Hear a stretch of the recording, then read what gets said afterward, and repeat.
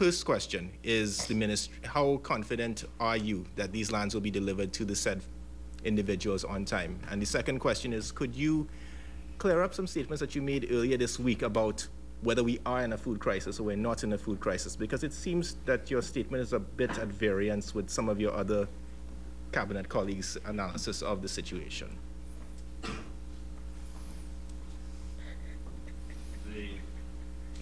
Mike, please, Minister.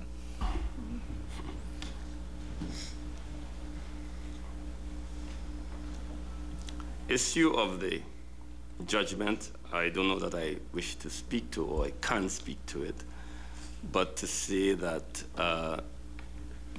that judgment, I believe, is the subject of an appeal. And therefore, we see where that goes.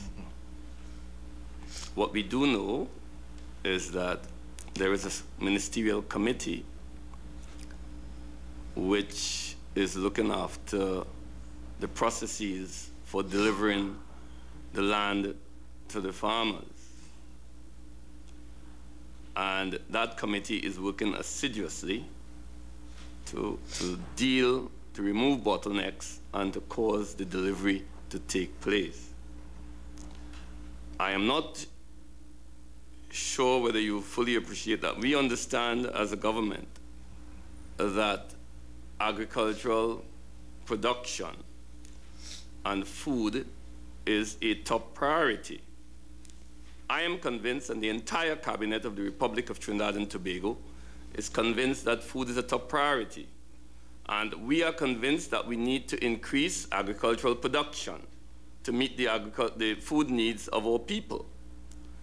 If we are able to put, quite apart from the 851 acres of land into production, i.e. 7,800 times 2, 15,600 acres of additional land, arable land into production, then the multiplication is simple, the arithmetic is simple. We will be able to increase substantially our agricultural food production. And therefore, our commitment is to ensure that those 7,800 2-acre parcels of land get into the hands of the people as quickly as possible. In terms of your second question, there was never any disagreement among our cabinet colleagues in terms of the situation with food and food prices. I made it clear then, and I wish to make it clear again, that the situation in Trinidad is one where we are fortunate to have quite a bit of food at this time and alternatives to the imported goods that may be in short supply. So that the range of food crops that we produce are indeed substitutes or alternatives to the rice and the flour. In any event, the agricultural production out of Trinidad and Tobago, in any country for that matter, provides for healthier lifestyles and will surely help to prevent some of those NCDs, non-communicable diseases, such as heart attacks, strokes, diabetes, etc. And we are committed to delivering on that. I answered the question earlier in respect to that which we are producing, and we are committed to that exercise. Okay. But the average Johnny Street, they don't utilize these alternative goods that you're speaking about, and the fact remains the cost of these goods are still high. International media, international experts often refer to a food crisis. Do you think that we are affected by this food crisis? I don't know what you eat. I know what I eat, and I'm sure if I come to your place, I will be getting some local food from your table. And I wish to encourage you to eat some more local food.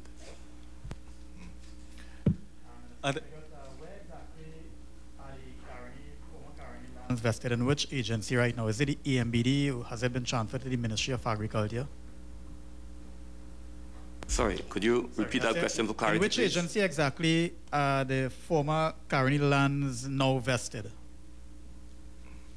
The Caroni lands were in the name of the state. They're state lands.